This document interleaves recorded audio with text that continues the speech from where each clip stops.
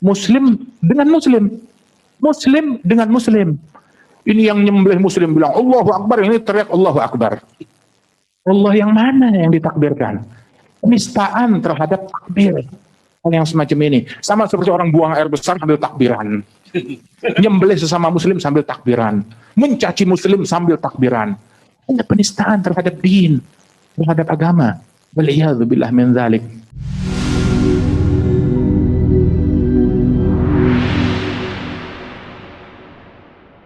Rasulullah SAW beliau dalam berdakwah, dakwahnya Nabi Muhammad, ketika ngajak orang, nggak ada cacian, tidak ada makian, nggak ada provokasi, bahkan sampai menyebut nama individu tertentu, nama kelompok dihindari oleh Rasulullah SAW di dalam nasihat umum. Nabi kalau negur orang, ma balu agwam yaf'alun kada yatrukun kada. Kenapa ada sekelompok orang? Nggak disebut namanya atau jenis kelompoknya siapa. Kenapa ada sekelompok orang mengerjakan hal ini, meninggalkan hal itu? Itu yang dilakukan oleh Rasulullah SAW, dan itu yang dipesankan oleh guru-guru kita dengan sanad mereka sampai ke atas, sampai kepada Nabi Muhammad SAW. Kemudian juga Rasulullah SAW pernah di dalam sebuah jihad yang beliau lakukan, perang Uhud. Kita tahu perang Uhud sahabat banyak terbunuh dan Rasulullah terluka parah di perang tersebut. Kemudian Nabi diminta untuk melaknat dan mencaci orang-orang kafir harbi yang memerangi Nabi Muhammad di medan perang, membunuh sahabat depan mata mereka. Maka Rasul mengatakan, ma bu'istu la'anan wala sabbabah. Aku diutus oleh Allah Ta'ala bukan tukang la'anat, bukan tukang caci maki. Innama bu'istu rahmah. Aku diutus membawa rahmat. Ini terhadap kafir harbi, orang kafir yang memerangi dalam jihad yang sah.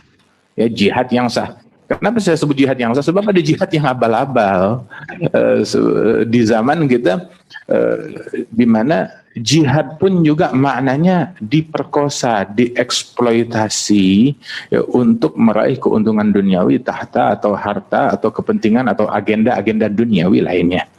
Kita ada di zaman tersebut. Kalau orang datang, ayo saya mau kursi, nggak ada yang bakal dukung. Saya mau harta, nggak ada yang bakalan dukung. Tapi dia bilang, saya ayo ngajak manusia, kita berjihad, kita membela Allah Subhanahu Wa Taala, kita membela Nabi Muhammad, ayo. Baru orang bakalan banyak dukung untuk kepentingan politik. Waliyadzubillah min dzalik. Nah ini Rasulullah dalam jihad yang asli, yang sah, yang sebenar-benarnya, yang dipimpin langsung oleh Nabi Muhammad, memerangi orang-orang yang memang pantas diperangi karena mereka memerangi dan menyerang Rasulullah di Uhud. Namun Rasulullah bersikap, saya tidak melaknat mereka, saya tidak mencaci, saya bukan tukang caci, saya bukan tukang laknat. Itu Nabi Muhammad. Al-Hasan bin Ali bin Abi Thalib, beliau tatkala menyebutkan tentang manhaj metode Ahlul Bait, metodenya Ahlul Bait, metodenya para keturunan Rasulullah SAW di dalam berucap dan di dalam bersikap. Sayyidina Hasan masuk ke masjid bersama putra beliau. Di masjid, khatib penceramah ketika melihat Al-Hasan bin Ali, dia rubah ceramahnya menjadi provokasi, cacian dan makian. Nah, rupanya itu guru besar cacian makian udah ada dari dulu. Begitu, mencaci Al-Hasan bin Ali, Ahlul Bait. Ada sanad. Ketika masuk dirubah menjadi cacian, makian, provokasi terhadap Ahlul Bait. Sehingga Al-Hasan tetap dia dengar, menyimak, nggak keluar, nggak bergeming, cemberut pun tidak. Begitu sudah selesai sampai anaknya ini nggak tahan dan berkata, ya abati, amata semama yaqul. Kamu tidak dengar apa yang dia bilang? Naam, saya dengar, kata Al-Hasan. Idzan ajibhu, jawab, klarifikasi, jawab, bantah omongannya dan caciannya tersebut, balas. Maka Al-Hasan dicaci nggak marah, dimaki nggak marah, dikata-katain nggak marah. Tetapi ketika melihat anaknya Ahlul Bait, cucunya Nabi, ada putra beliau, ada kecenderungan untuk mengambil metode di luar metode Ahlul Bait, untuk bergeser dari jalannya Ahlul Bait. Apa jalan bergeser dari jalan Ahlul Bait?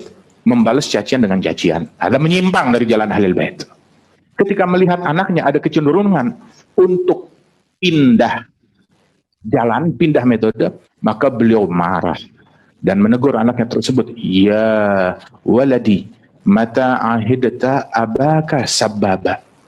Wahai putraku, sejak kapan kamu dapati ayah dan leluhurmu tukang caci maki? Saya Hasan, saya bukan tukang caci maki. Ayah saya, kakek saya bukan tukang caci maki. Ali bin Abi Thalib, ayah saya bukan tukang caci maki, bukan tukang laknat, bukan tukang kutuk. Begitu juga ibuku Fatimah Zahra, begitu juga Rasulullah SAW. Kamu ahlul bait, dari bait kamu, dari rumah kamu, siapa yang tukang caci maki? Ayahmu, kakekmu, leluhurmu, nggak ada. Dan begitu juga ini dari Al Hasan bin Ali, generasi awal dahulu. Waktu beliau meninggal dunia, Al Hasan mengantar jenazahnya, Sayyidina Hasan bin Ali bin Abi Thalib. Itu jenazahnya Al Hasan bin Ali dihadiri oleh banyak pejabat yang dulu tukang caci maki dari Bani Umayyah tersebut. Kemudian mereka berubah memuji Sayyidina Hasan bin Ali. Hasan orang baik, Hasan orang hebat. Al Hasan bilang, dulu kamu yang caci maki dia, sekarang kamu puji dia. Bilang, betul, dulu kami mencaci dia, kami provokasi dia, tapi tahu gak apa sikap dia? Sikap dia terhadap kami bagaikan gunung ini. Gunung kamu lempari, kamu caci maki, ada bergeming? Tidak bergeming, nggak bergerak, nggak merubah senyumnya, nggak merubah akhlaknya, nggak merubah tawadhu'nya, nggak merubah kesantunannya. Sabat dengan metode yang ditanamkan oleh para leluhur beliau radhiyallahu anhu warḍah. Dan ini diwariskan turun temurun kepada Imam Ali Zainal Abidin. Ali Zainal Abidin, beliau lihat bapaknya disembelih depan mata, Al Husain bin Ali. Kemudian saudara-saudaranya terbunuh di Karbala. Sebutkan satu cacian yang keluar dari mulutnya Ali Zainal Abidin. Sebutkan satu makian. Atau provokasi, ayo bangkit, serang, serbu. Ada gak begitu? Gak ada. Tidak ada hal yang seperti itu yang dilakukan oleh Sayyidina Ali Zainal Abidin. Bahkan keluar dari masjid dicaci maki. Udah selesai dicaci maki, ini memang kita, ini ahlul bait, biasa dicaci. Biasa dimaki, tapi nggak bakal kamu temukan dari kaum ahlul bait yang tukang caci, tukang maki. Dimaki ya, tapi kita mencaci, memaki nggak ada dulu, tidak ada hal yang semacam ini, Itu sampai ketika beliau dicaci maki, beliau bilang, yang kamu tahu, yang kamu lihat, yang kamu tidak tahu dari aib saya lebih banyak lagi. Alah hajat, kamu punya hajat, orang malu ditawarin hajat, ayo dikasih, saya nggak punya apa-apa, dibuka jubahnya, kasih sorbannya ini, diberikan, ini hadiah untuk engkau. Dia lihat ada uang berapa, dipegang oleh muridnya, begitu ada 1000 keping perak, ini hadiah untuk engkau. Dibales dengan sikap, diklarifikasi dengan sikap, bukan dengan berucap. Kalau ucap, siapapun juga, ini zaman komentar, semua bisa komentar. Anak kecil bisa komentarin profesor, anak TK. Nah, ini zamannya begitu. Tapi sikap, ini yang sulit. Beliau balas dengan sikap. Ketika beliau balas dengan sikap, itu orang langsung berubah. Dia berubah, dia berkata, asyhadu annaka ibna binti Rasulillah. Aku bersaksi kamu betul cucunya Rasulullah, kamu betul cucunya Fatimah Zahra. Ali Zainal Abidin nggak bilang, kamu maki saya cucu Nabi, berani kamu. Nggak pernah bilang begitu. Nggak ada bilang begitu. Tetapi lihat, pembenci langsung berubah, kamu betul cucunya Nabi Muhammad SAW. Begini cucunya Nabi, seperti itu. Ini di sini di Kuitang, kakek saya Al Habib Muhammad bin Ali bin Abdurrahman Al Habsyi di Kuitang sini sebelah PBNU. Beliau berilmu, belajar, berguru kepada ulama, begitu. Tapi yang paling dikenal dengan akhlaknya, yang luar biasa. Hadal Habib Muhammad bin Ali bin Abdurrahman Al Habsyi, itu beliau, saya diceritakan dari ibu saya bahwasanya ayahnya beliau ini Al Habib Muhammad bin Ali bin Abdurrahman, beliau kedatangan tamu, dan tamunya ini termasuk orang yang benci kepada beliau dari ulama lainnya. Ketika itu tamu datang, beliau berdiri, disambut. Kemudian dia disambut, dipersilakan ceramah di mimbarnya. Udah gitu ceramahnya ngata-ngatain Habib Muhammad bin Ali, dikatain dengan cacian, dengan makian. Ibu saya yang di dalam ngedengar itu sampai nangis. Begitu bapak saya dimaki-maki, udah ini tamu nggak tahu diri, dihormati, dipersilakan naik ke mimbar, malah mencaci maki tuan rumah. Udah selesai caci maki, turun dari mimbar tersebut, disambut. Terus kakek saya bilang apa di mimbar sambil megang speaker, santum, jazakumullah khair, terima kasih.